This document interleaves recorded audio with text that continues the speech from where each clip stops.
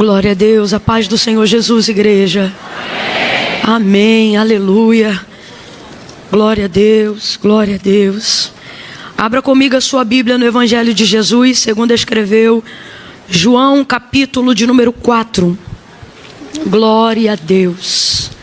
Glória a Deus. Pastor Silas, obrigada. Pastor Elisete, muito obrigada.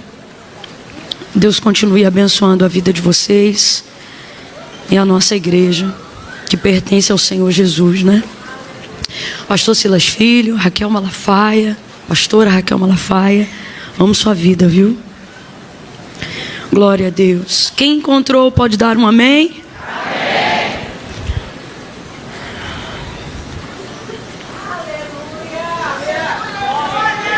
Do versículo 3 em diante, diz assim o texto: ele deixou a Judéia e partiu novamente. Então ele chegou a uma cidade de Samaria, chamada Sicar, perto das terras que Jacó deu a seu filho José. E estava ali o poço de Jacó. E Jesus, cansado da viagem, assentou-se assim junto ao poço. E era quase a hora sexta. Nisto veio uma mulher samaritana para tirar água. E disse-lhe Jesus: dá-me de beber. Os discípulos tinham ido à cidade para comprar alimento. Então respondeu a mulher samaritana: como sendo tu judeu, pedes de beber a mim, que sou mulher samaritana? Porque os judeus não se relacionam com os samaritanos.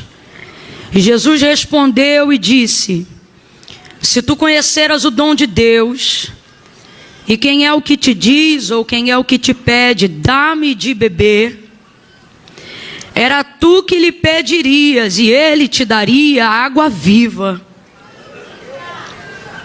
Disse-lhe a mulher: Senhor, tu não tens com que tirar, o poço é fundo, onde pois então tem água viva?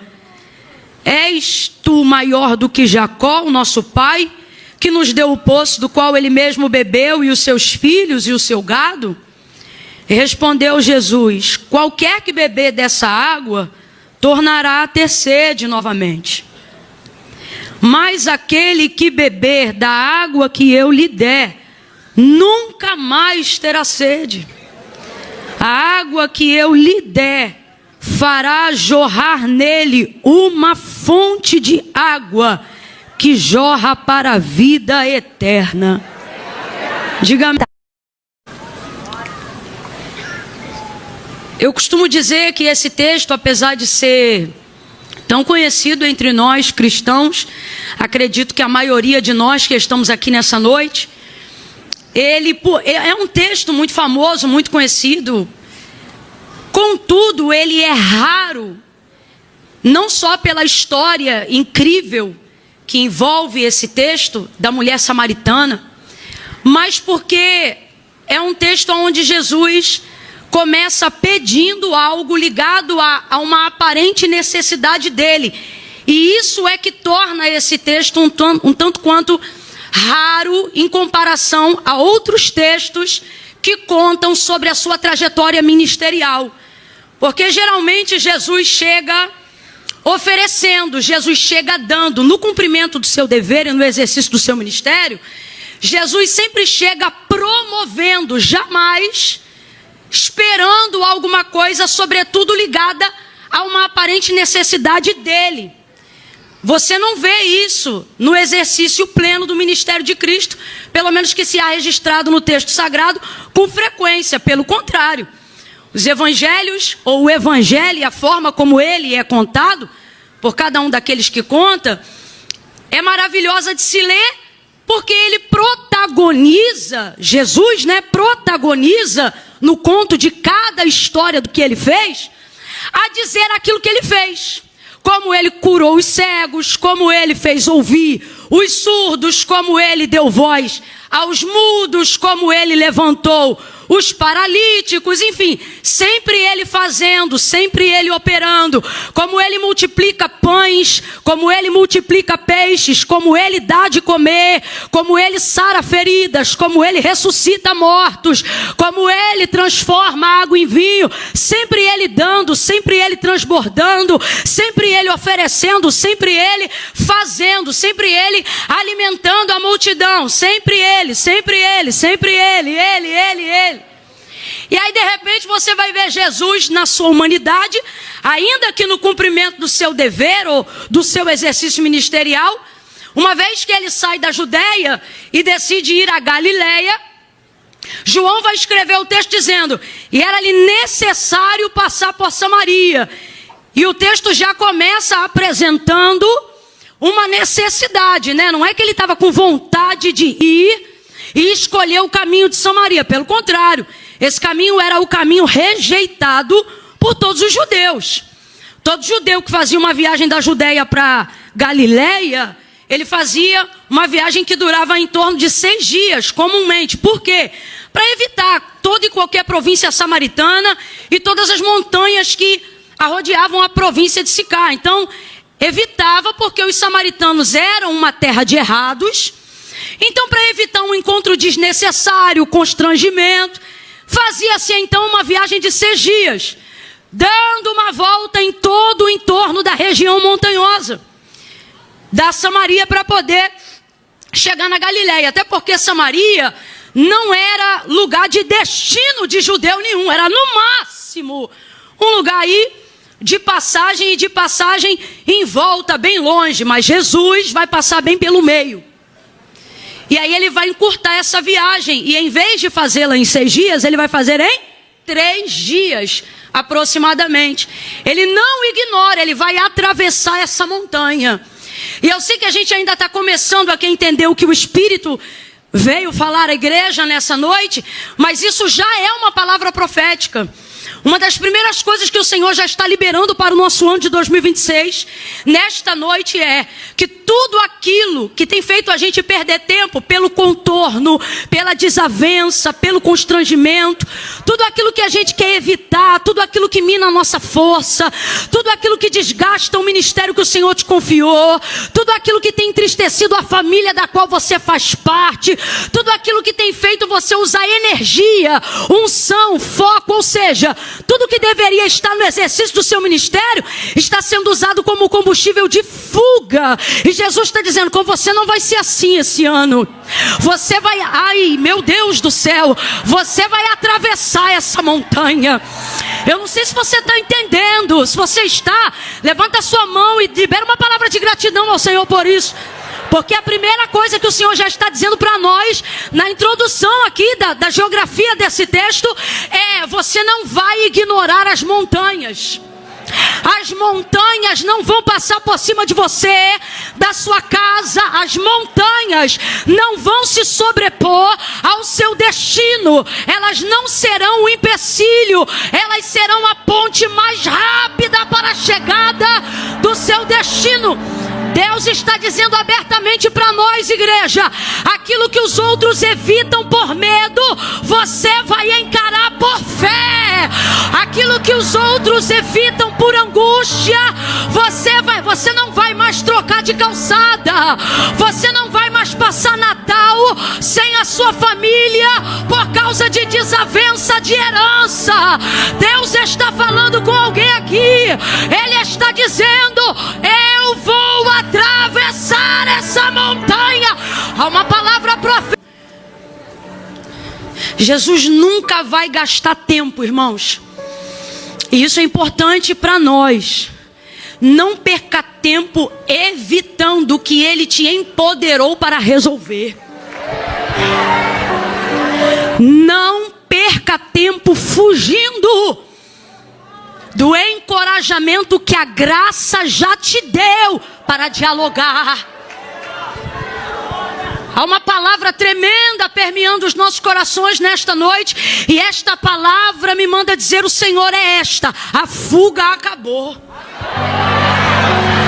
A fuga fuga acabou. Você vai encarar essa comida que te domina. A fuga acabou.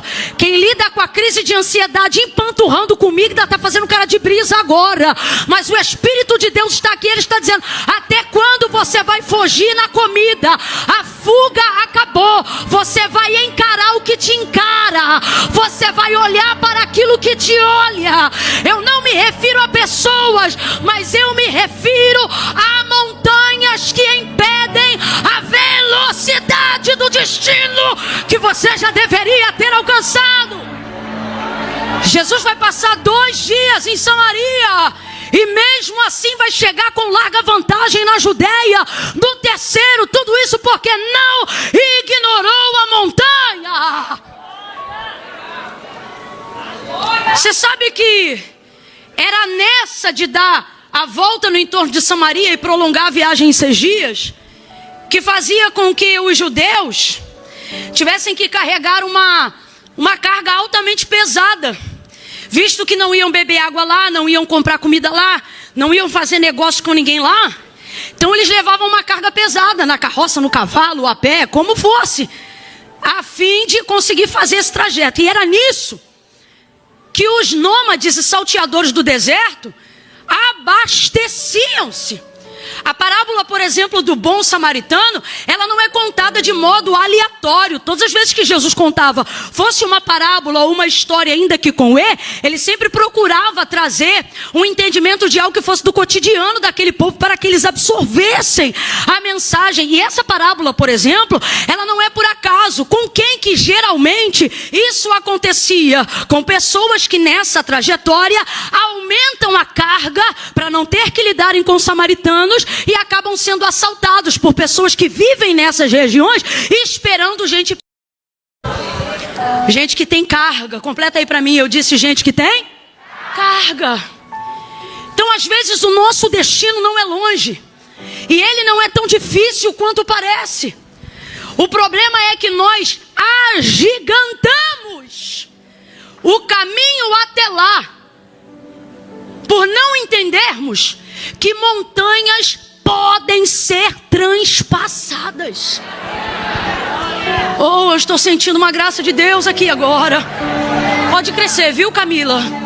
Não é o tempo todo, mas agora pode, porque enquanto a palavra de Deus está sendo liberada, há uma unção de quê, Camila? De um empoderamento pela graça. O Senhor está dizendo: não é tão difícil quanto você pensa. É a energia que você usa para evitar que está fazendo essa montanha parecer maior do que ela é. Deus está dizendo: não olha para o tamanho, olha para a estratégia que eu vou te dar para fazer a travessia. Há uma palavra de Deus aqui. Quem puder, receba. Quem puder, receba. Receba pela fé. Deus está dizendo: não precisa aprender a escalar. Eu vou te dar uma estratégia. Eu vou te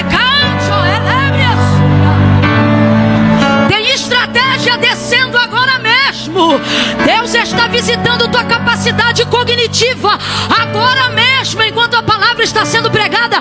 Deus vai lhe dar capacidade criativa no ano de 2026, como você ainda não havia experimentado. Deus vai visitar a tua mente. Eu estou profetizando. O nome do evento é profetizando. Profetizando. E eu estou profetizando. Quem estiver ligado, receba, porque tem criatividade, tem capacidade cognitiva, tem capacidade de diálogo. Há uma unção de diplomacia descendo aqui agora na embaixada do reino de Deus. Deus vai te dar palavra para conversar com gente que você não suportava. Deus vai te botar de frente a pessoas que você nunca imaginou, e você pensa: vai dar ruim, e Deus está dizendo: não vai. Vai dar paz, vai dar salvação, vai dar libertação, vai dar cura, vai dar perdão, vai dar renovo. Recebe, recebe. A palavra de Deus está em movimento. Aleluia, aleluia. ao nome dele. Glória a Deus.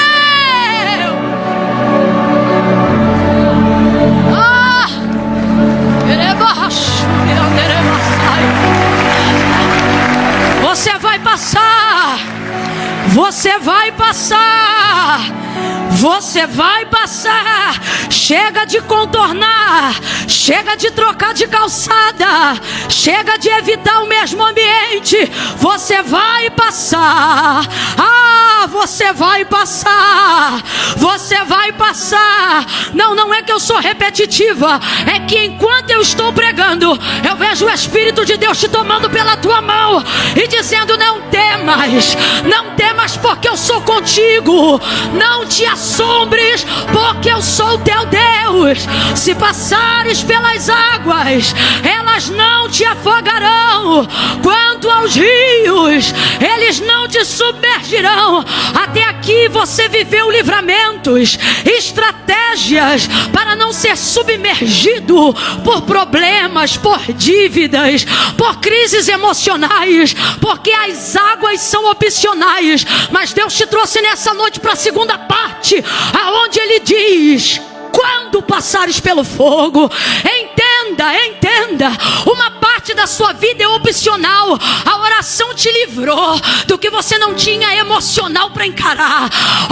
O louvor, a adoração te tirou de ambientes aonde você não podia conviver. Mas em 2026, Deus não vai continuar te dando graça só para administrar. Ele está te dando poder para resolver. Você vai entrar e vai solucionar. Quando passares pelo fogo, não te queimarás. Me ajuda a pregar debaixo dessa unção. Bota a mão no ombro do vizinho aí. É a primeira vez que eu te peço isso. Compartilha essa palavra. Bota a mão no ombro dele aí. Diga: acabou o si. Me ajude a pregar, vamos, por favor, diga: acabou o si. Você está entrando no ano do quando. Quando Deus está dizendo: este ano eu não te livro da, eu te dou estratégia lá. Você vai entrar. Você vai entrar. Samaria não vai mais impedir a tua autoridade.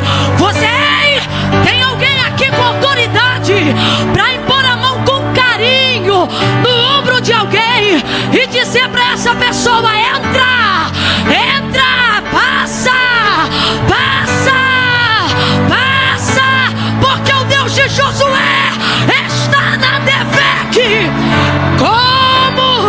Como nós vamos passar? Como ele passou em Canaã. Como nós já passamos crises mais adversas do que esta, nós vamos passar. Eu acho lindo quando ele diz a Josué: eu irei contigo por onde quer que andares. Irmão, tem gente que só vai comigo até ali, outros que só vão contigo até aqui, porque não cabe a eles o restante. Mas Deus nos trouxe nessa noite para dizer: segura na minha mão.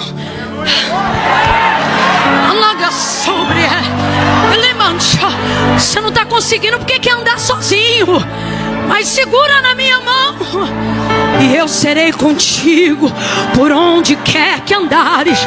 Você não vai fugir da quimioterapia, você vai entrar na quimioterapia e vai cantar naquela sala. Você não vai mais fugir da hemodiálise. Deus te trouxe aqui para dizer: encare a máquina e eu darei vitória a você. Aonde está a província, a montanha, olhe para ela.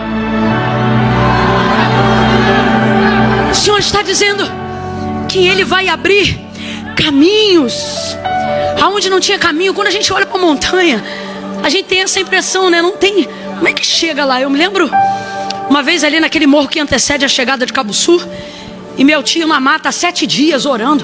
Rapaz, quando você olha dali para baixo, tu não vê trilha, tu não vê caminho. Mas quem decide ir, vai vendo que alguém já foi. que tem um caminho. E é isso que o Senhor está abrindo a nossa mente nessa noite, para a gente se abrir e entender. Não precisa ficar preocupado com a altura. Eu estou abrindo um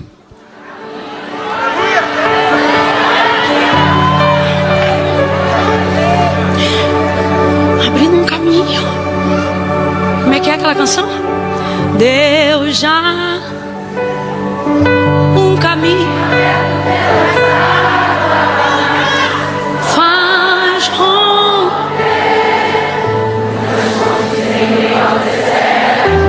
E o que mais? Como é que vai ser? Oh, glória! Você crê que essa é a canção?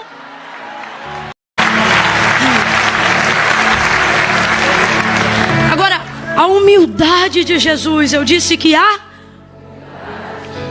Se está difícil de falar a palavra, imagina viver, né? Eu disse que há. Gente, a humildade de Jesus faz a nossa razão, o nosso direito se tornar constrangimento pelo que a gente sentiu quando achou que estava no direito. Quando a gente achou que estava na razão. Você já teve uma experiência assim? Se você não teve, eu oro agora em nome de Jesus para que você tenha ainda antes de terminar esse mês. Que experiência? Uma experiência de humildade. Você nunca teve, não? Jesus vai te dar. É uma delícia. Você tá protegendo uma razão, guerreando por um direito. Afinal, você tem honra, você tem uma vida certa, você é um judeu. Sabe? Em quem não há dolo. E aí você está ali guerreando por aquilo. Afinal você é o crente da família. É você que ora, tomador de santa ceia, batizante nas águas, batizador dos que se arrependeram dos pecados, atuante na obra. Mano, você assiste culto de pé, tu é crente. Então somos nós, né? E aí, na nossa razão e no nosso direito, tentamos defender alguma coisa dentro daquilo que acreditamos, quando somos ofendidos por aquilo que acreditamos, né? Uma palavra que alguém falou para você e você não merecia ter ouvido. Afinal, você é crente, você é honrado, você é um santo. E pior que não é deboche. Não é. Irmão, tem gente como eu que precisa melhorar muito. E tem gente como eu que melhora muito já sendo bom. A beça. Não, você nunca encontrou ninguém que você olha e diz assim: eu não sou crente, não. Nunca. Que o Senhor te apresente ainda esse ano, em nome de Jesus, nova. Sabe? O que é a humildade de Jesus? E aí num momento como esse, onde você está na sua razão, você está na sua defesa, você está no seu direito, o que a humildade de Jesus te ensina? Que qualquer um tem direito, mas filho de Deus tem vontade de Deus na vida. E rapaz, e isso é mais sério do que a defesa do próprio direito, sabe? E é linda essa humildade de Cristo, né? A humildade dele é a própria humildade. Você vê, ele decide chegar na Galileia e ele sabe que o destino é a Galileia. Vamos deixar isso claro aqui, gente. Jesus não planejou em momento nenhum ter como destino Samaria. Vamos deixar isso claro aqui, porque às vezes a gente não atravessa Samaria porque acha que Samaria é destino da nossa paralisia. Então não vou mais tocar naquele assunto, não vou mais falar com aquela pessoa, não vou mais visitar aquela casa, porque aquilo te paralisa. E isso acontece porque você pensa que aquilo é o seu destino, mas não é. É a melhor ponte para a sua melhor chegada. E ele, sendo judeu, e eu já disse e repito, Samaria era terra de errados, ele não se constrange em entrar em Samaria, mesmo sendo certo. E com isso eu aprendo algo que eu levo para a vida. Sempre que você estiver numa posição onde você está certo e o outro a quem Deus quer te usar estiver errado, não fique esperando dele o conserto para que Deus te use. Por que eu digo isso para você? Porque dos errados Deus não espera nada, mas dos certos Ele espera que você seja útil. E a humildade de Jesus é essa, que ele chega em Samaria mesmo estando certo, e Samaria sendo uma terra de errados, porque foram eles que perverteram liturgia de culto, miscigenação de raça, depredação do altar legítimo, conduta de imoralidade e coisas que varreram aí ao longo dos anos. Então, de fato, inclusive, isso aqui vale uma ressalva. Quando Jesus chega em Samaria e se assenta ali junto àquela fonte, não foi Jesus que arrumou aquele problema. Raciocina comigo. Aquele problema já existia, sim ou não? Sim. E é isso que é maravilhoso. Porque quando a gente vê um problema que já existe antes da gente, a gente pensa que não tem compromisso nenhum de ter que resolver aquele problema. Ah, quando eu cheguei já estava. Quando eu cheguei, fulano e ciclano já não se falavam. Quando eu cheguei já funcionava assim. Eu não tenho nada a ver com isso. A gente age muito mais como Pilatos do que como Cristo. Só que nessa noite o Senhor está nos inspirando pela sua palavra a fazer o que é certo. Não foi Ele que criou nada daquilo, mas há nele o poder para resolver tudo que foi criado antes dele chegar. Eu vou liberar essa palavra. Quem crê, levanta a mão e receba no mundo físico aquilo que Deus, a partir do espiritual, vai materializar dentro de você, pelo poder da sua palavra. Se eu fosse você, eu levantava as duas mãos, e não é bordão de pregador, é para você receber na totalidade o máximo daquilo que você puder. O que, Camila? Deus está nos dizendo nessa noite: não foi você que começou, mas é você que vai encerrar. Oh, receba poder para resolver questões antigas. Daí, com humildade, ele chega em Samaria. Chegando em Samaria, cansado da viagem. É humildade em cima de humildade, irmão. Porque humildade não é chinelo, humildade não é ser pobre. Isso tudo é o que você e eu caracterizamos como ideia do que é humilde. Humildade, eu acho que numa das suas expressões, porque são muitas, mas nesta que Jesus coloca aqui, para mim humildade é não ter vergonha de expor a minha vulnerabilidade, independente de quem eu sei que sou. Sentar no poço e demonstrar que eu estou cansado não me faz menos Senhor. Se tem alguém que mostra pra gente que cristianismo e identidade resolvida tem que andar colado, é Cristo. Ele não tem vergonha de demonstrar momentos da sua vulnerabilidade humana. Cansado. Porque tem gente que pensa que porque é referência não pode cansar. Ou cansar, todo mundo sabe que cansa, não pode demonstrar. Só que Jesus ganha corações quando demonstra dor e quando demonstra fragilidade. Escute o que eu vou lhe dizer. Nem todas as pessoas vão se conectar com o seu sucesso, mas elas sempre vão se conectar com algum âmbito da sua dor. É por isso que tem gente que vive de vitimização, porque isso atrai muito mais atenção. Mas dentro de um senso comum e coletivo, o que te faz conectar diretamente a alguém não é a admiração. A admiração faz você se inspirar enquanto alguém que você gosta prega, enquanto alguém que você gosta ora, enquanto alguém em quem você criou uma ideia estereotipada de perfeição canta. Isso faz você olhar e colocar em um outro lugar. Com quem de fato você se conecta? Com quem toca na sua realidade, com quem tem coragem de falar o que você sente, mas não tem. Com quem expressa, por exemplo, uma dor que às vezes você tem, mas não demonstra. Você se conecta com aquela pessoa na hora. Por que aparentemente gente tão diferente anda vez ou outra juntas? Porque na verdade não é tão diferente. No fundo alguém manifesta algo que está em oculto no outro. Geralmente é assim. E é assim que a gente vai vivendo, crescendo e aprendendo em sociedade. É por isso que a verdadeira sabedoria não se isola, diz a palavra de Deus. Então, veja, Jesus permite-se ser vulnerável. E o nosso maior problema é que quando a gente está em terra de errados, cometemos essa falha e não ganhamos os corações a quem o Senhor quer libertar na nossa casa, na nossa família. Não conseguimos chegar no nosso destino, Galileia, contando testemunho de como foi a caminhada até lá. Irmão, tem gente que vai chegar onde tinha que chegar, só que quando chega lá, não pode contar como chegou. Porque se contar como chegou, quem estava seguindo para de seguir. Se contar como chegou, quem admirava para de admirar. Tem que ocultar o percurso para manter meu destino. O lindo de Jesus. Isso é um ensino para nós, independente de ministério, família. Aplique a palavra. Aplique ela aí.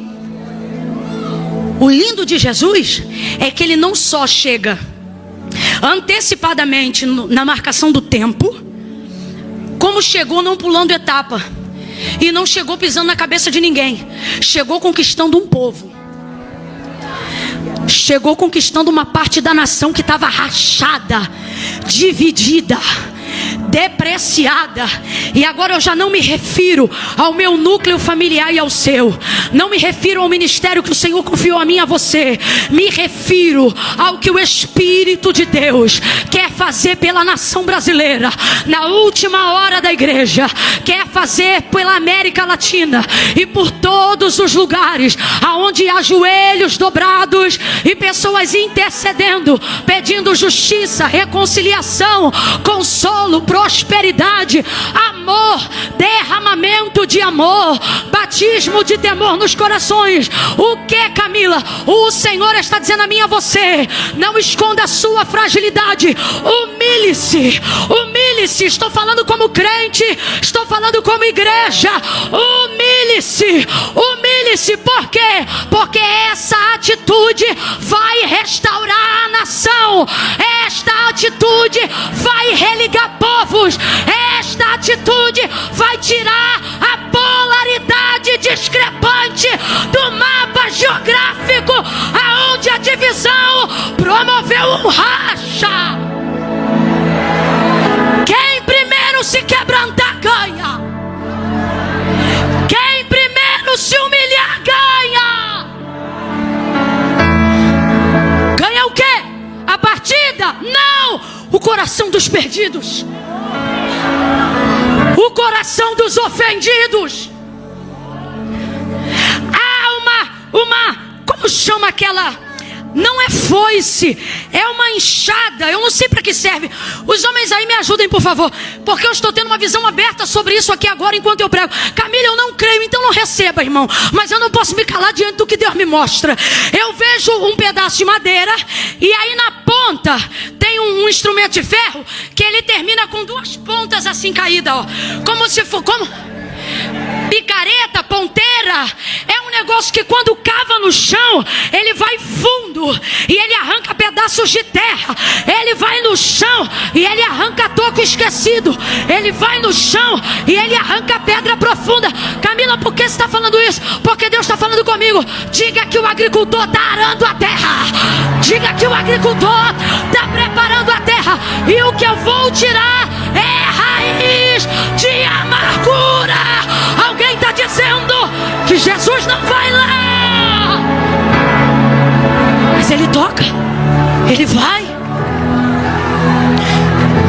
O Criador, o Haja, está sentado agora na beira do poço, cansado. João viu e descreveu, cansado. Como é que ele está, João? Ele está cansado. Irmãos, para alguém te olhar e dizer assim, ó, está cansado, como é que tem que estar a aparência dessa pessoa? Igualzinha a tua aqui agora, meu vendo.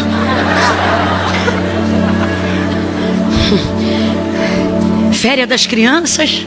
E você como? Cansado.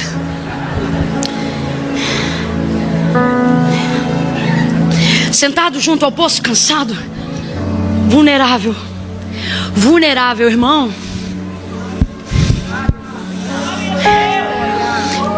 É quando eu tô fraco que eu lembro quão dependente eu sou.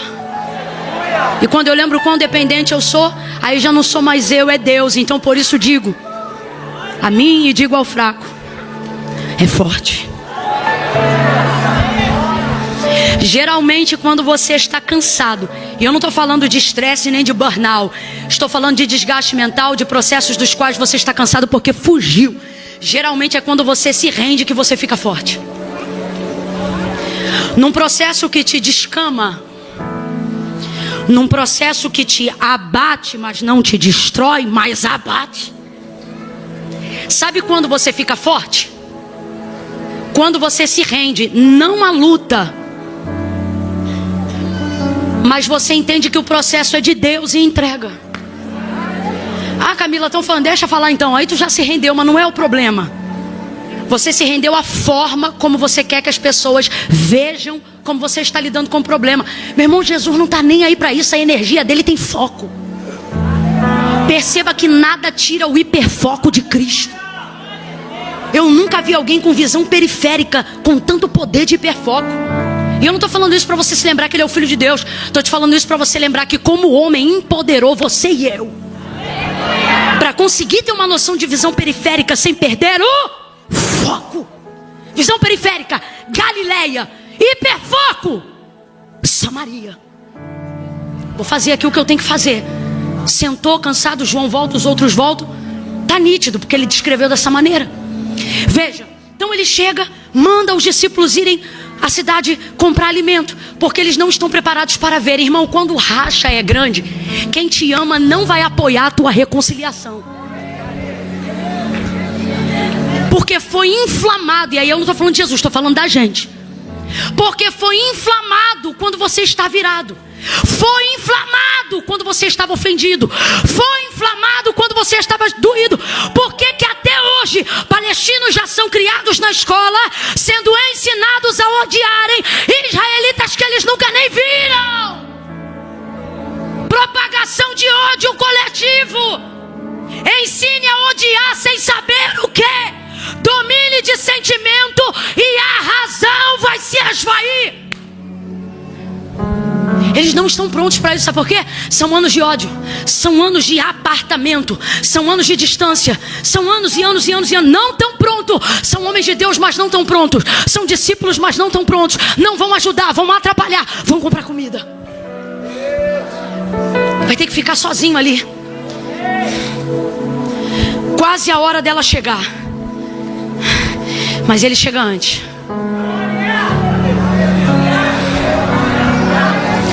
É o que eu creio. Creio nisso para a igreja. Creio nisso para a nação como brasileira. Alguém pensa, não tem mais jeito. Quem precisa anotar, e como bem conhecemos, fazer agenda é o inferno, porque ele depende de um cronograma, ele depende de encontro de fatos e circunstâncias. Irmão, e se eu te disser que Deus não trabalha com agenda como eu e você conhecemos? Por quê? Porque toda marcação determinante para a atuação de Deus está em cima de algo que alguém pensa que já está certo. Por quê? Porque Deus é o efeito surpresa de toda e qualquer circunstância definida pelo homem. Para Jezabel é a hora de esmagar Elias. Para Elias é a hora da aposentadoria compulsória. E para Deus é o tempo da unção de Eliseu para um novo tempo dentro da nação de Israel. Eu quero que você entenda isso. Todas as vezes que o espírito de Jezabel se sentir ameaçado no meio de uma guerra, ele trará ameaças determinantes, mas o fato de determiná-las não faz com que elas deixem de ser apenas. No dia que Jezabel pintou os olhos como de costume fazia, ela não sabia, mas era a última vez que ela pintava os olhos.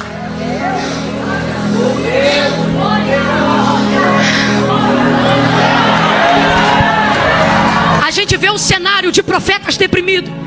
A gente vê o cenário de vulnerabilidade, corvos alimentando igreja, imundos fazendo parte daquilo que é limpo. É uma maneira de Deus humilhar também os profetas, os super santos, os justos, os corretos. É uma maneira de Deus também constranger, para poder mostrar que você não é só você. Você não é o último puritano, nem é o último crente. Irmão, pode dizer o que quiser, pode falar só de providência, mas eu não consigo ver um Deus que manda corvo alimentar Elias, não humilhá-lo de certa maneira naquele período, porque a gente está falando de lei. Ele sabe quem era o corvo dentro da lei.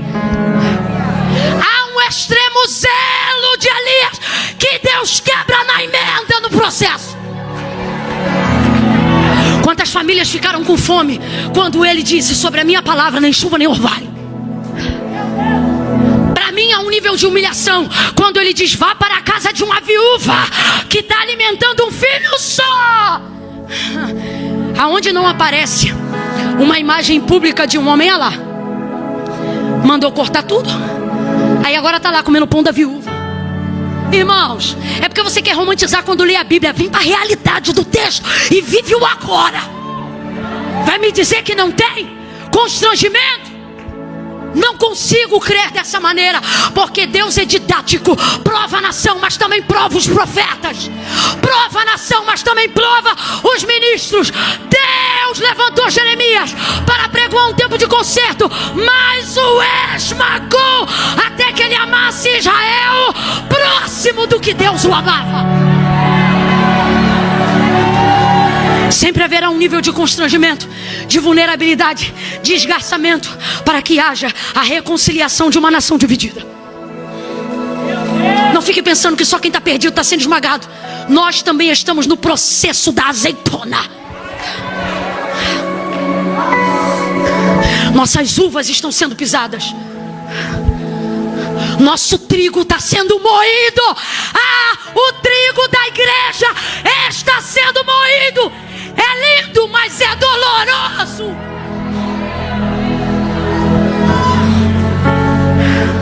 O que te faz encher uma casa não é um nome, é uma sede. É doloroso, belamente doloroso, lindamente doloroso. Doloroso. Feche os olhos por alguns instantes e peça a Deus para te mostrar a cana sendo moída. Peça a Deus para te mostrar. E pare de achar que o processo é só com o mundo, ou que o processo é só com a sua casa. O processo é com todos.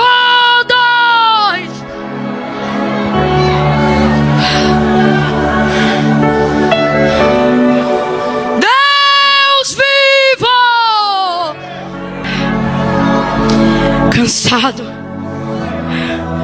Cansado,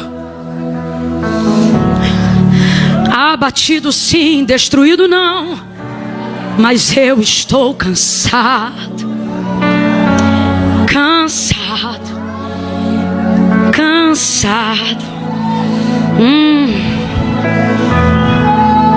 Vou descansar? Não. Vou comer? Também não, porque a minha comida é completar a obra daquele que me enviou. Jesus tem uma visão clara de propósito acerca do seu ministério aqui na terra. E qual é a visão clara? Não está no cinema o que está na obra. O descanso que você procura não está na praia que você passou o final de ano.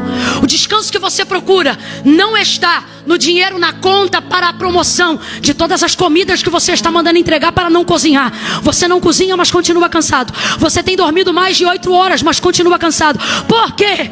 Porque a comida que você deixou de comer está na obra que você não está fazendo. Está na obra que eu não estou fazendo. É por isso que você está ali, mas não se diverte. Todo mundo pensa que tu está se divertindo, mas tu não está. Tu não queria estar ali. Você sente que está no lugar errado o tempo todo. Não era para eu estar aqui. Não era para eu estar com esse grupo de pessoas. Não era para eu estar em festa. Sabe por quê? O Espírito está clamando tempo de humilhação, tempo de joelho, tempo de busca, tempo de reconexão. Mas a gente diz que está muito cansado, só que não descansa. Hoje é terça ou quarta? Hoje é terça ou quarta? Plena quarta-feira à noite. Só Deus sabe se você pegou BRT, veio a pé, quem foi assaltado no caminho, quem venceu, quem teve vitória, quem veio capenga, sei lá de onde você veio. Mas sabe qual é a graça? Depois de um dia de trabalho, para a maioria dos que estão aqui, seja como CLT, como empresário, empreendedor, como chefe ou dona de casa, você tem depois de um culto uma sensação de alívio que não tem depois de um chá.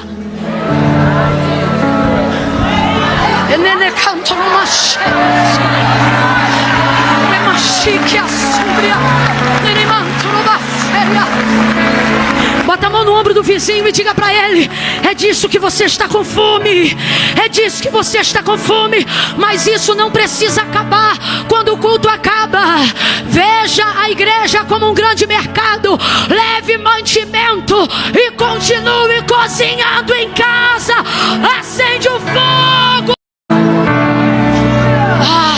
Pensei falar um monte de coisa, mas não cabe. Só cabe dizer o que precisa ser dito.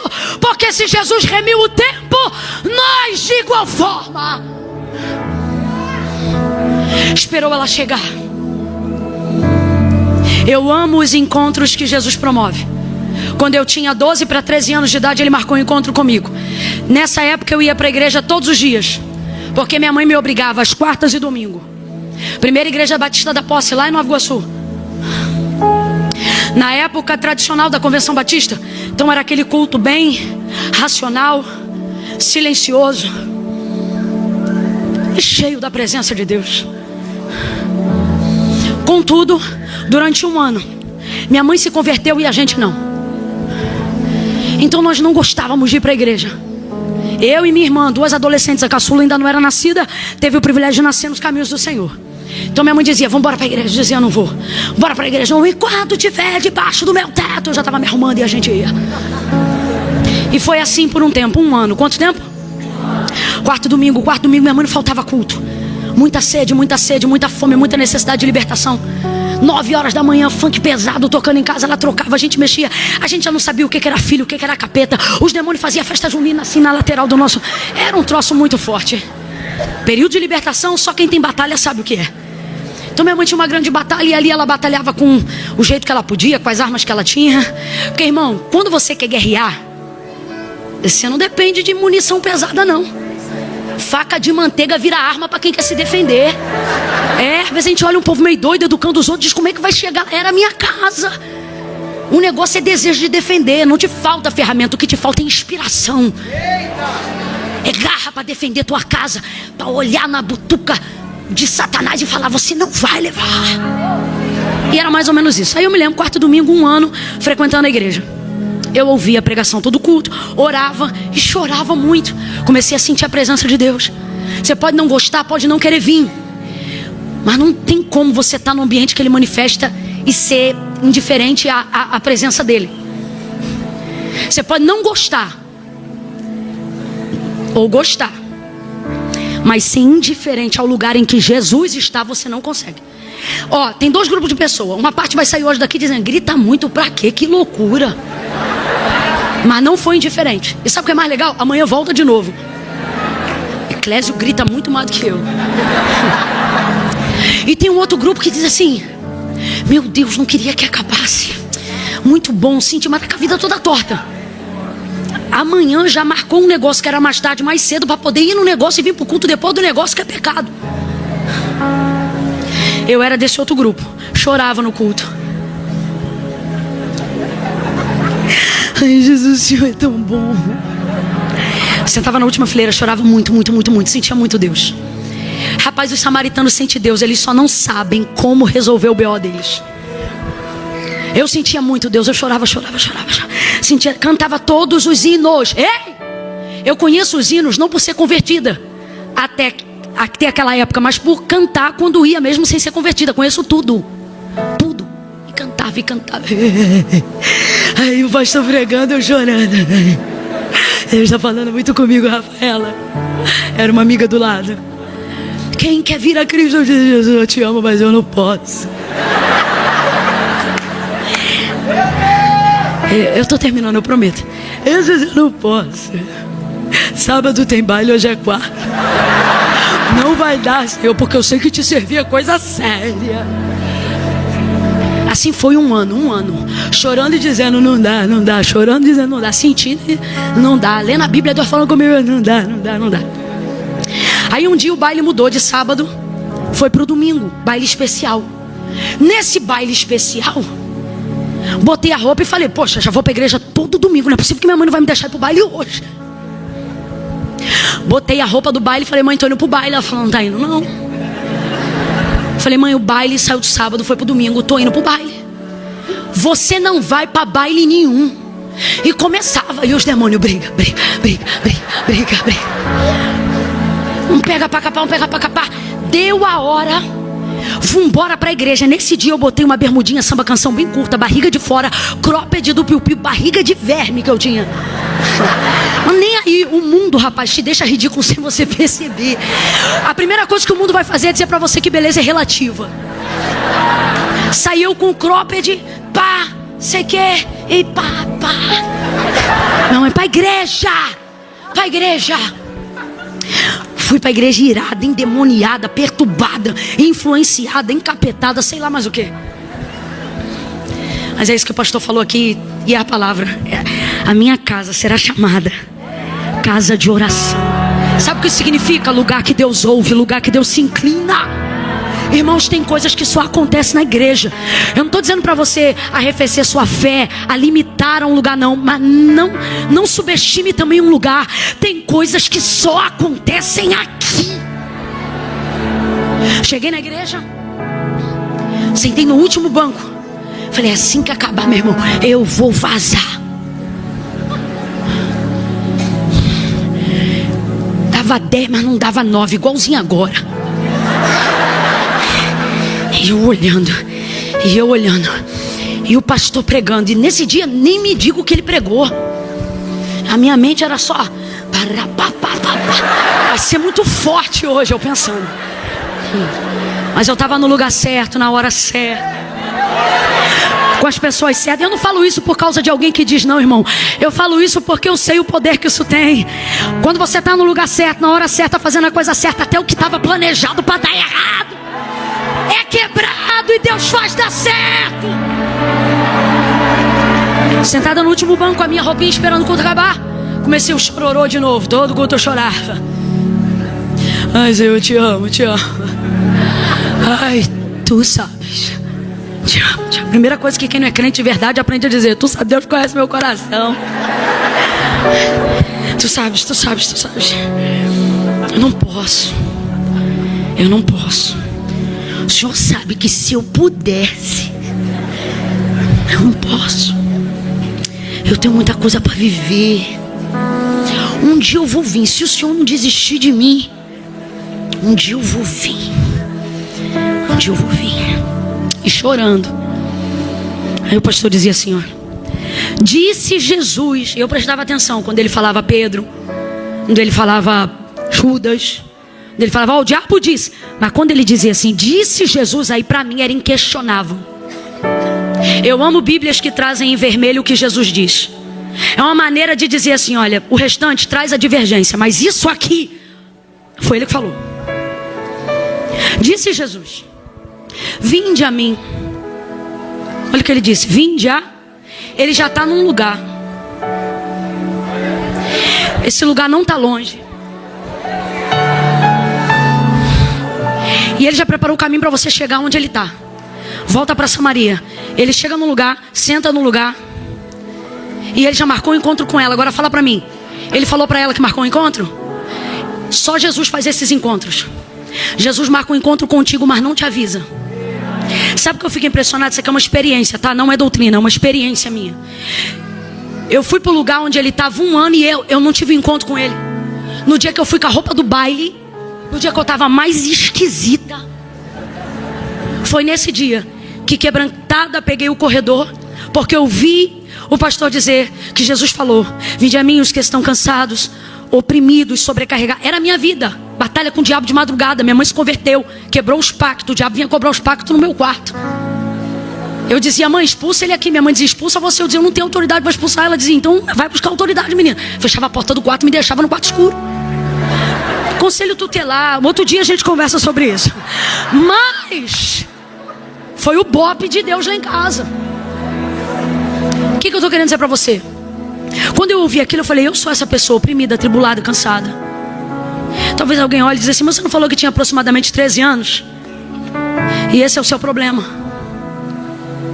de achar que a vida de cada um difere da idade de cada um. Rapaz, o problema de uma criança de 13 anos é um problema para ela igual você tem um problema de 40. Não é igual o problema, mas para ela sente como se fosse igual. Jesus é a pessoa que olha para essa pessoa e encara o problema dela. Sabe? Eu vi que ele olhou para o meu problema e eu senti que ele podia resolver meu problema. E nesse dia eu falei: quando eu largar lá eu venho aqui.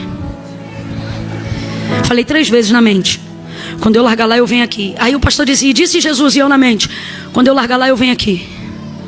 Aí eu ouvi, foi a primeira vez que eu ouvi a voz de Deus. E eu entendi que a voz de Deus não fala sempre verbalmente, mas é uma convicção mais rápida do que a capacidade de organizar as palavras. É uma convicção. E dentro de mim a convicção disse assim: quando você vier aqui, você larga lá. Aí eu dizia para ele: fica na esquina da volta de casa. Tinha dia que no meu coração eu dizia assim: ó, hoje quando o culto acabar eu não vou. Eu dizia no meu coração. Só que era na esquina. Quando eu pegava a esquina da padaria que dava para... Quando eu vi, eu estava lá dentro daquela miséria. Aí chorava. Aí nesse dia fui para Cristo. E aí ele disse: quando você